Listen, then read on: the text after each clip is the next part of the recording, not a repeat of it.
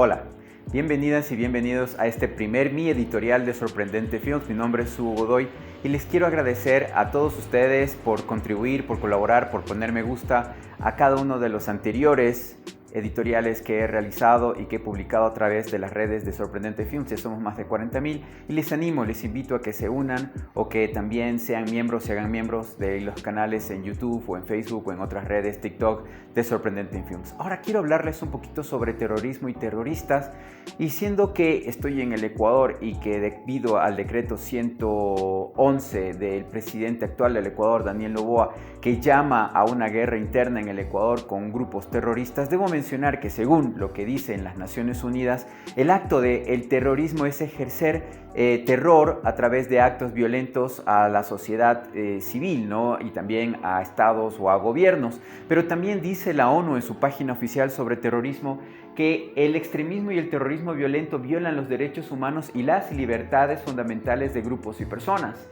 No obstante, los estados definen al terrorismo de maneras diferentes y de forma ambiguas. Y eso es lo que quiero hablar en este momento desde el Ecuador, de quiénes son terroristas y quiénes ejercen el terrorismo de cierta forma en el Ecuador, así como también en otros países. Para el Ecuador también el término terrorista o terrorismo es ambiguo, como también ambiguo fue en su tiempo en el Perú de Fujimori hablar de terrorismo o de terrucos cuando mandaba asesinar a campesinas y a campesinos que se quejaban simplemente por la miseria o por la pobreza, como también lo hizo Dina Boluarte el año pasado, también por las protestas en el sur del Perú de ciudadanas y ciudadanos que no tenían armas por un golpe de Estado, ¿no? Entonces es bien ambiguo decir quiénes son realmente terroristas, ¿no? Quiénes cometen estos actos. O como cuando el hijo George Bush, del que fue presidente de Estados Unidos cuando era presidente en el 2002, declaró a las naciones enteras de Irak y de Afganistán como naciones terroristas o que albergaban terrorismo, ¿no? E invadieron esos países, y en el caso de Afganistán, en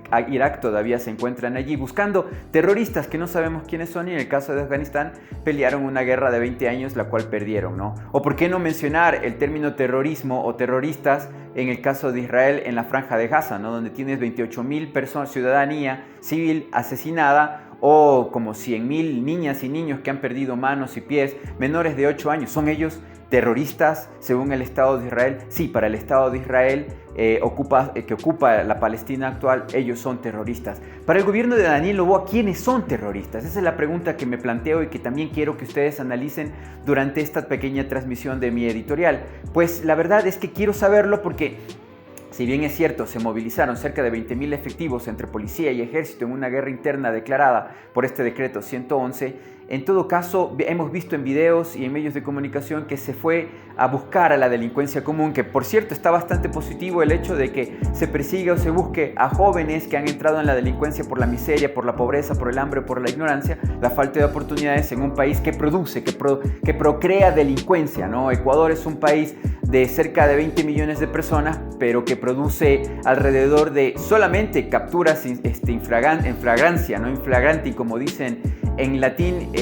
aproximadamente 80,000 casos cada año, ¿no? La policía los ve, que los que están asaltando, que están robando, que están secuestrando, los mete presos, pero ojo, el Ecuador solamente tiene una capacidad instalada de centros de privación de la libertad de 30,000 personas, ¿no? El gobierno de Noboa dice que va incluso a enviar a presos colombianos y peruanos a sus lugares de origen para que cumplan condenas allá, aproximadamente 1,500, para poder mitigar un poco el tamaño, el peso de las cárceles. Pero en estos casi 30 días que lleva el estado de excepción desde que empezó, pues en diciembre, debo mencionar que se han apresado aproximadamente 5,500 personas, se han asesinado o han muerto en combate, en pelea interna, en guerra interna, cerca de 6 terroristas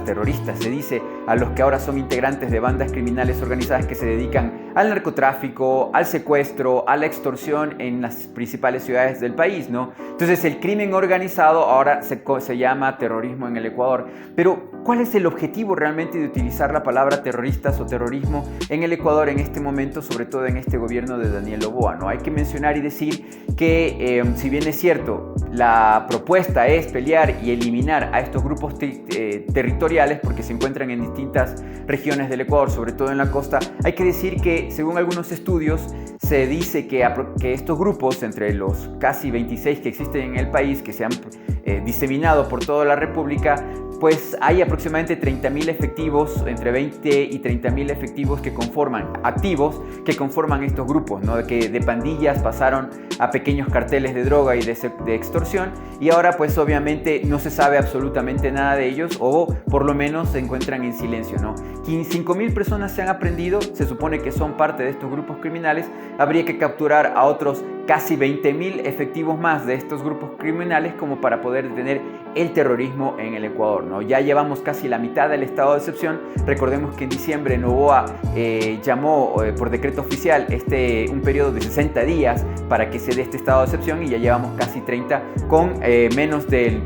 que será la cuarta parte de los grupos de los activos de estos delincuentes. Pero hablemos realmente de quienes podrían ser considerados terroristas en el Ecuador, ¿no? Cuando tenemos a capos o gente que realmente provocó la destrucción del Ecuador antes que se formaran estos grupos o que proliferaran por el país, pero que nadie habla de ellos, o que por lo menos no son tratados como terroristas. No hablemos del caso de Lenín Moreno, el expresidente del Ecuador, que entra en el 2017, gobierna 4 años, destruye las estructuras de seguridad y de control del país, reduce esas estructuras hasta su mínima expresión, hasta la mitad, si se podría decir, reduce al Estado, le quita sueldos, baja compensaciones a todos aquellos que trabajan en el tema de seguridad en el país, destruye la unidad de policía aduanera, la UBA, la desaparece, la que controlaba las fronteras, dice que empieza a gobernar con estados de excepción, con ejército, el cual ahora está en las calles, pero que también permea la droga y también permean las armas y también las personas por la frontera de Colombia y de Perú, ¿no? Sobre todo allá en la provincia de la Orellana, y también la frontera del Putumayo con Colombia, y también la frontera, como acabo de decir, Zamora y Orellana con el Perú, donde pasa de todo, ¿no? Es unas Naciones Unidas, pero de drogas, de armamento, etcétera, etcétera. Entonces el ejército no ha podido hacer nada. También destruyen el sistema penitenciario del Ecuador y también el Ministerio de Justicia, lo desaparecen, ¿no? Entonces, la mínima expresión, pero Lenín Moreno no es terrorista, no es considerado el causante primario de esto, y sus ministros, entre todos ellos, quien gobernaba detrás del poder de él, que es esta señora María Paula Romo, ¿no? Ella no es terrorista, al contrario, ella es una especialista y asesora en temas de seguridad en el Ecuador, por lo menos en los medios de derecha que la apoyan o que siempre están dándole espacio a ella, al general Carrillo, que fue general de la policía en su momento en el 19 y que también ahora estaba luchando por estar en la asamblea y que también es asesor. ¿Quiénes más? También hablemos, por ejemplo, de Guillermo Lazo y de su cuñado, ¿no? Que dueños de un banco del Ecuador, el Banco de Guayaquil, el banco más lavador, que por lo menos se dice que se ha lavado aproximadamente $2.000 millones y es sacado del Ecuador a través vía Panamá, paraísos fiscales, y después a Suiza y a otros, Andorra y también a Delaware en Estados Unidos, un paraíso fiscal, pues han enviado una cantidad impresionante de dinero fuera del Ecuador. Pero ellos no son terroristas, ellos no son cabecillas de bandas criminales, ni tampoco desestabilizadores de la Constitución y de la seguridad de las y de los ecuatorianos. Entonces, ¿quiénes son los verdaderos terroristas? Estos pobres y miserables que roban en las calles de los barrios suburbanos de Guayaquil, de Quito, de Ambato, de Cuenca, aquellos que también ingresan a vender, a hacer el microtráfico de drogas, porque ojo, el Ecuador en este momento es el país con la pandemia de adicciones a drogas más grande del país. Generalmente siempre ocurren que se ven noticias de muchachos que son incinerados en espacios reducidos, en supuestas clínicas de rehabilitación en la costa, porque los padres ya no saben qué hacer con sus hijos adictos a drogas, que son muy baratas porque puedes conseguir una dosis de 30, de 50 centavos, como por ejemplo el caso de la H, que bien se encuentra diseminada y replicada en todo el país. Y en Quito, en las clases medias, puedes ver, y también clases populares y clases altas, un alto consumo de cocaína, de marihuana y de otro tipo de sustancias ilícitas, ¿no?, en el país. Entonces, ¿quiénes son los verdaderos terroristas, ¿no? Quienes comercian o venden con armamento del ejército para dársela a grupos criminales, quienes manipulan a través de los medios de comunicación, llámese Coavisa, Teleamazonas, y programas de entrevistas que se dedican a la política para manipular a la población, al electorado ecuatoriano, para que lleguen personajes que también forman parte de esta plutocracia, ¿no?, y que generan dentro de la sociedad ecuatoriana una xenofobia, echarle la culpa a los migrantes como que si realmente tienen algo de culpa en todo este tema, y no en la estructura que permite, que permea que estas cosas crezcan, porque cuando el gato se va, los ratones hacen fiesta. Me refiero que el Estado ha sido reducido en una mínima expresión. Recordemos el caso de Guillermo Lazo, que ya habiendo recibido la mitad del Estado que tenía Lenín Moreno, pues redujo ese Estado en un 30%, ¿no? Incluso también a través del quinto poder del Estado, el Consejo de Participación Ciudadana, también se ha manipulado la posibilidad de que instituciones que deberían regular el control, por ejemplo Contraloría, Fiscalía, pues se han convertido en espacios políticos y de persecución para otros actores políticos beligerantes o que tienen cierta influencia en el país. Entonces ves una crisis, una pugna de poderes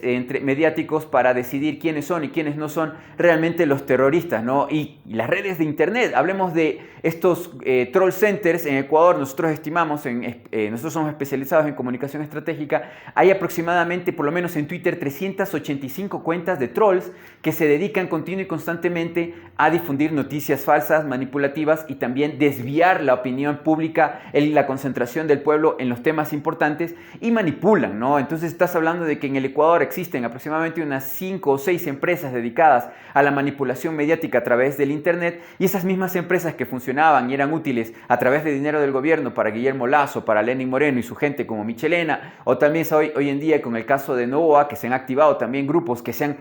traspasado hacia el grupo también del señor Novoa, pues vemos una franca pelea y lucha de persecución ideológica en las redes del internet. Entonces, ¿quiénes son los terroristas? Pues todavía no lo sabemos. Habrá que esperar los 30 días más para ver si se capturaron absolutamente todos aquellos que el gobierno actual dice terrorismo. Mientras tanto, el Ecuador está debatiéndose en este momento por miseria, está debatiéndose por falta de empleo, por migración y, ¿por qué no también decirlo?, violencia en las calles, porque el crimen común no ha desaparecido, no ha perdido. Dicen que han disminuido el número de violencia en cárceles, pues me parece excelente, porque en las cárceles había que hacer un control. Pero por favor, habría que pensar quiénes son los verdaderos terroristas que permitieron desde el poder que las cárceles se perdiera el control, la estructura de seguridad, así también como en las calles del país.